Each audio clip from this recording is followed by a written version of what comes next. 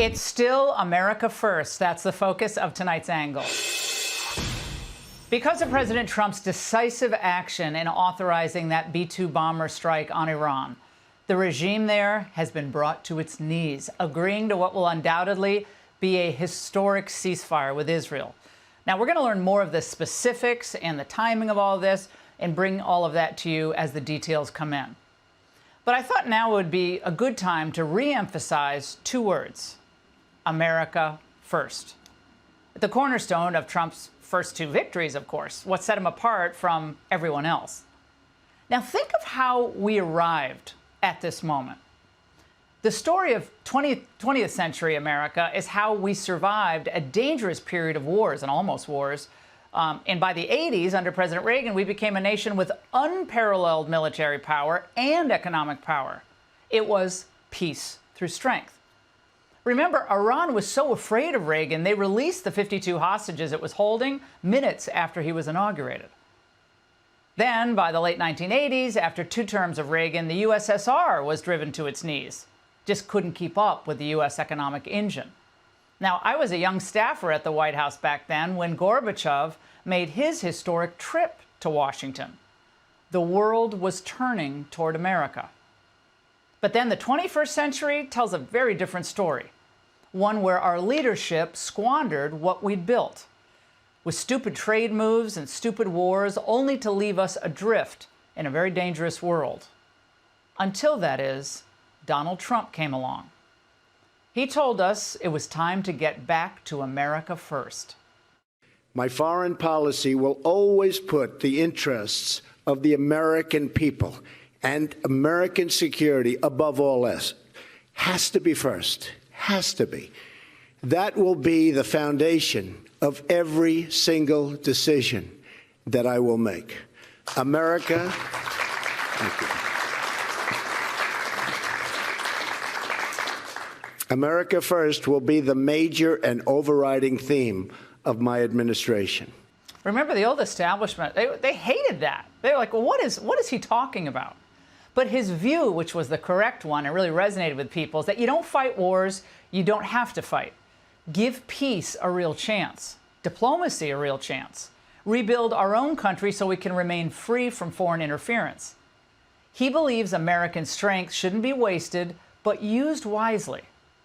So on Saturday, as our commander-in-chief, with the intel he was given, President Trump made this pivotal decision to move on Iran, believing doing so was in the best interest of our country, keeping us safe from Iran's nuclear tyranny. For him, was the ultimate putting America first. So can you imagine where we'd be if Kamala were in the White House tonight? Oh my gosh, her crew would have had her dithering, appeasing, in endless international meetings that generated nothing but meaningless joint statements. She would have had us rejoin that idiotic Iran nuclear deal that gave Iran the breathing room it needed. She probably didn't even understand the significance of the billions of dollars released to Iran under Obama and Biden. And imagine taking advice, speaking of people you don't want to listen to, about any foreign policy matter, any advice whatsoever from this guy. This is very dangerous. My hope is that this is more performative than consequential, and that it will satisfy their need to be able to respond. I think President Trump needs to clearly be very judicious about measuring that and understanding it, and hopefully take the higher ground of getting back to the table for the simple reason that we don't have any visibility anymore. Okay, Grandma.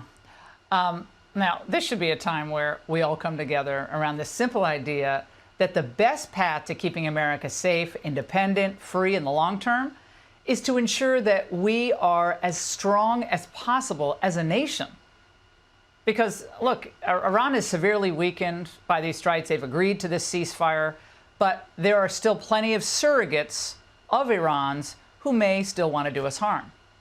Undersecretary Pete Hegseth and General Dan Kane, our military has thankfully returned to its original mission to protect and defend our country. This is why recruiting is soaring in the military, because we are back to mission critical.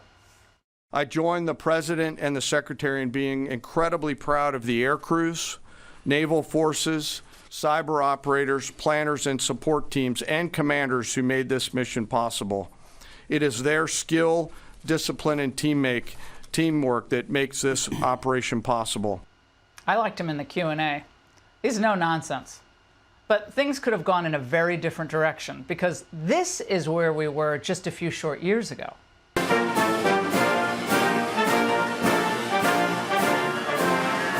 Today, we're not here to be strong. We're not here to be courageous, even though for so many of you, just coming to this event is an act of bravery. Today, we are here to find joy. I'll never forget the flag display there. What a travesty.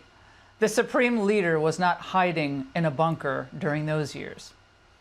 Now, look, the point is, if we're going to be engaged in more military actions, and I hope we aren't, then we will have to focus everything we've got on our economy. And Trump knows this better than anyone, which means we should not be dependent on any foreign country, especially China, to supply us parts or computer chips or medicines, none of it. And it means Congress can't worship free trade over the need to rebuild our manufacturing base. Trump's tariffs were and are brilliant. And no, costs aren't being passed on to the consumers for the most part. The experts were wrong about that once again. Donald Trump's commitment to restoring America's industrial dominance, it's not just bold, it is absolutely necessary. Yeah, some things in the short term may be a little bit more inconvenient, but in the long run, it means that we survive as an independent nation, not as a supplicant to China or anyone else. And beyond that, especially after tonight, we must be a country that loves itself again. Our schools should reinforce patriotism, not undermine it. If you're a teacher and you spend most of your class time grousing about America, you should be shown the door.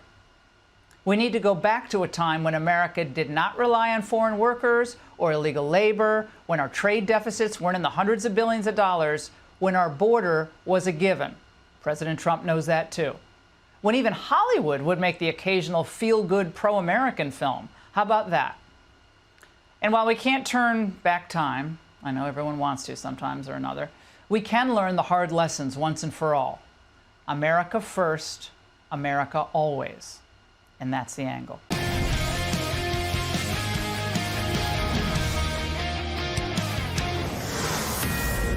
Fox News alert. Trump says Iran and Israel have just agreed to a ceasefire, and he expects it to last forever. But it won't go into effect for 24 hours. He's going to let them each take one last shot at each other. Congratulations to everyone. It has been fully agreed by and between Israel and Iran that there will be a complete and total ceasefire in approximately 6 hours from now, when Israel and Iran have wound down and completed their in-progress final missions for 12 hours, at which point the war will be considered ended. Officially, Iran will start the ceasefire, and upon the 12th hour, Israel will start the ceasefire, and upon the 24th hour, an official end to the 12-day war will be saluted by the world. During each ceasefire, the other side will remain peaceful and respectful on the assumption that everything works as it should, which it will.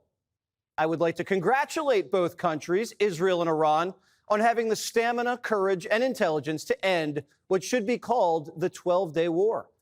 This is a war that could have gone on for years and destroyed the entire Middle East, but it didn't and never will.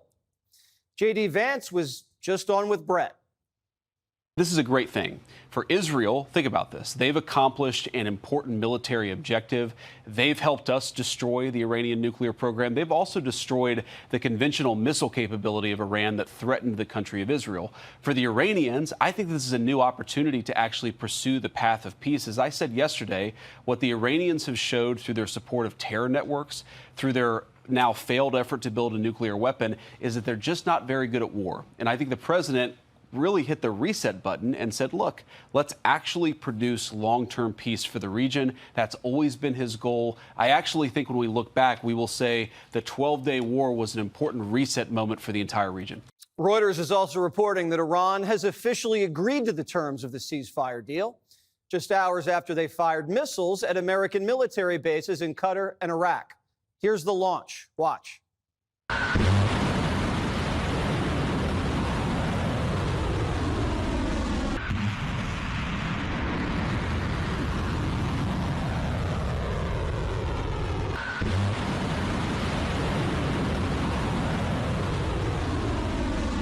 The president confirmed 14 Iranian rockets were fired, saying 13 were knocked down and one was set free because it was headed in a non-threatening direction.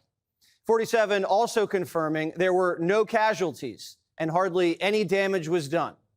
Trump calls it a very weak response, but most importantly, they've gotten it all out of their system.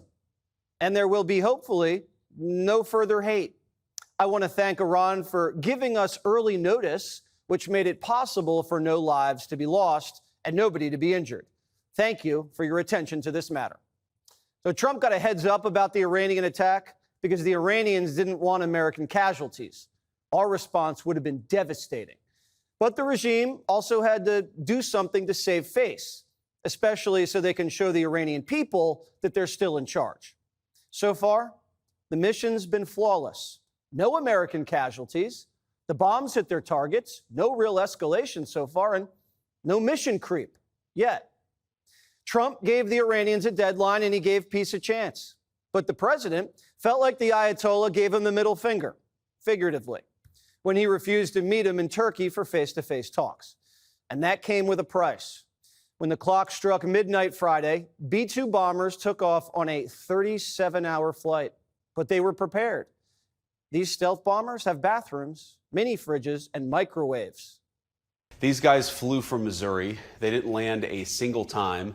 They dropped 30,000-pound bombs on a target the size of a washing machine and then got back home safely without ever landing in the Middle East or ever stopping other than to briefly refuel. And, of course, they did that in the air. So it's really an incredible operation, a testament to the power of American military. Operation Midnight Hammer has been in the works. Last week, Netanyahu asked the White House, how can we help? Trump said, clear the way for our bombers. The Israeli Air Force had a mission, eliminate as many Iranian air defense systems as possible. The Pentagon handed them a target list, and they went to work. The Iranians had no idea what was coming.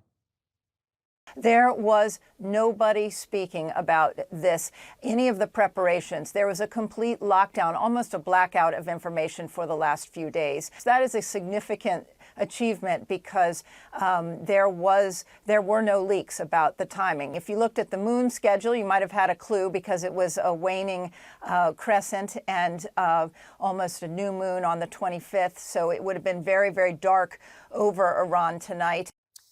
Trump gave the final order on Marine One.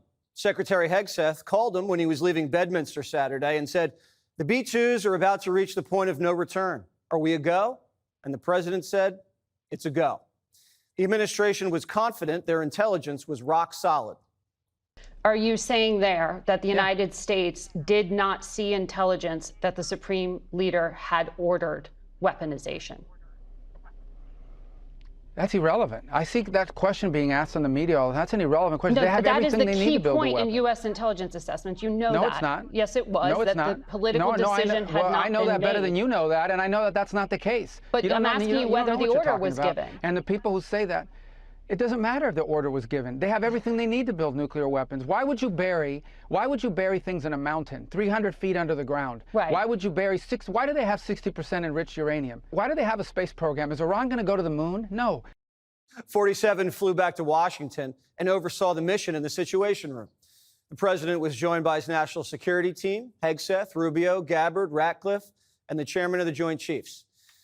Originally, a set of B-2s flew west to Guam as a misdirection. The others continued east, each carrying bunker busters. A nuclear submarine in the Arabian Sea fired first, 24 Tomahawks that took out Iranian defense systems. Then the B-2s, flanked by F-22s, dropped 14 bunker busters onto 3 key targets. The main Iranian nuclear sites, which included the famous Fordow facility buried deep underneath a mountain. The U.S. commanders say all 14 bombs hit their targets, leaving nothing but smoking craters. The chairman of the Joint Chiefs, General Raisin Kane, said the targets sustained severe damage and destruction. Trump said they were obliterated and were awaiting additional damage assessment. As the bombers left Iranian airspace, U.S. Navy assets fired Tomahawks to suppress anti-aircraft fire. All the pilots landed safely back in Missouri on Sunday night. The president came out at 10 o'clock Saturday and called it a success. Remember, there are many targets left. Tonight's was the most difficult of them all, by far, and perhaps the most lethal.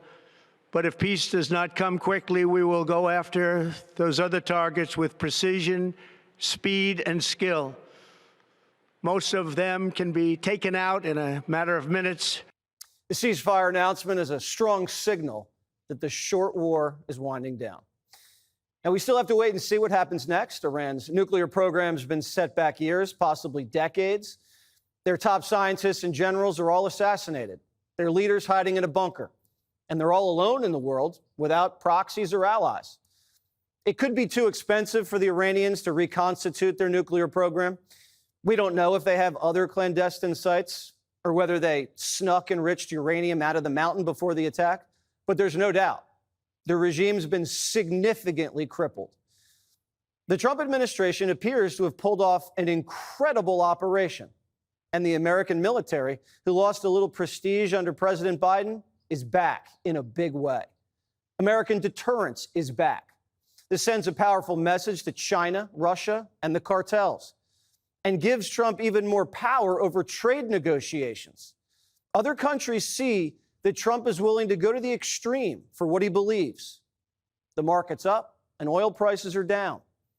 We hope any future fallout can be contained and that American armed forces remain safe and the homeland is protected. In just 12 days, President Trump, in coordination with Israel and our Arab partners, he has totally reshaped the future of the Middle East and the world. The naysayers, the isolationists, were dead wrong. World War III is not happening. Instead, President Trump, he stood up to the worst bully terrorist nation in the entire world and on the planet, and now peace is possible tonight.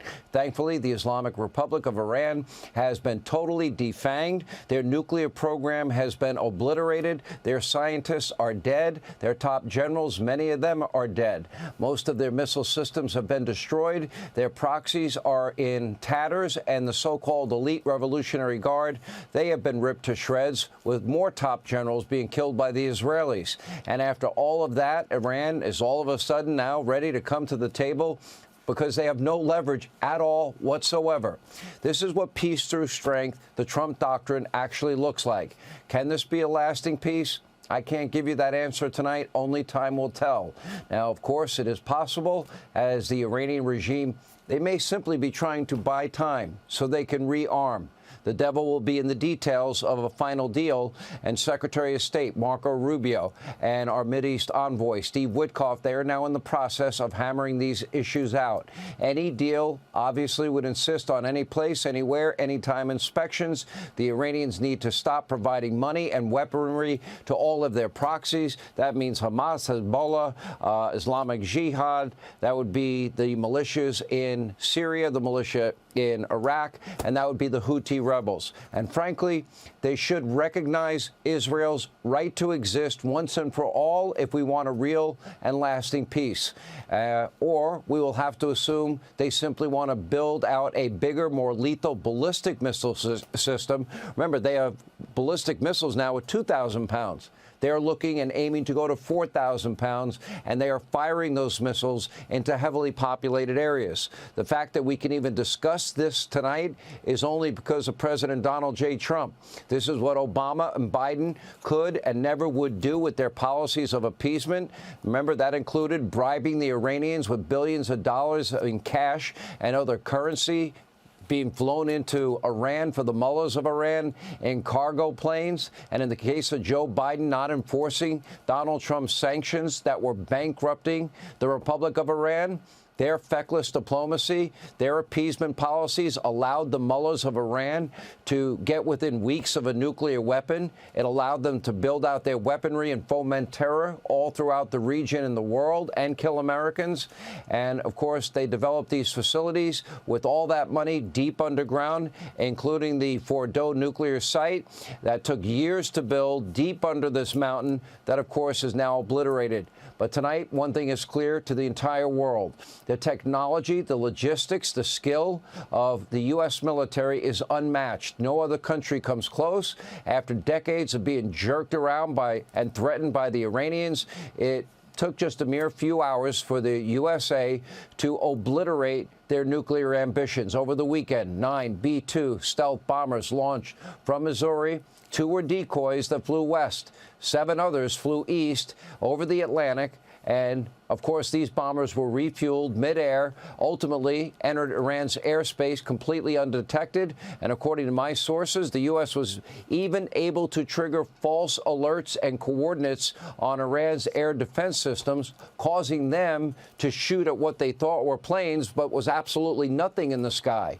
Incredible, misdirection on the part of our military. The bombers then dropped, as Jennifer Griffin said, 14 massive bunker buster bombs, while a single submarine hundreds of miles away was able to deliver a payload of 30 Tomahawk cruise missiles. Deflection, precision, and ultimate perfection. None of the U.S. planes were fired upon. None of the munitions were intercepted. All of the targets were successfully hit. All was destroyed. And all of our U.S. servicemen and women thankfully made it out of Iran's airspace. What is a very difficult military operation. Thankfully, thank God, safe and sound. Make no mistake, President Trump didn't just decimate Iran's nuclear ambitions. He sent a message the entire world was watching on Saturday night. The United States of America can hit any target at any time, anywhere in the world with precision, with planes sitting on a tarmac in the middle of America. I promise you, Russia, China, North Korea, all of them were paying very close attention to what was unfolding on Saturday. And meanwhile, Iran's supposedly powerful allies, Russia, China, nowhere to be found. In fact, China even warned Iran not to block the Straits of Hormuz, one day after Secretary of State Marco Rubio urged China to do just that. And thanks to President Trump, thanks to his team, thanks to our amazing military men and women, American strength is back and better than ever and stronger than ever. And tonight, the world is thankfully a safer place, as President Trump stated over and over and over again. And the Iranians would not listen. They must never and will never get a nuclear weapon. Promise made, promise kept. As for the peace deal, you got to give the president a lot of credit for trying. Once again, Iran, they have another opportunity, if they choose it, for peace. How about they start by recognizing Israel and stop providing their proxies the weaponry so they're fomenting terror not only in the region but around the world.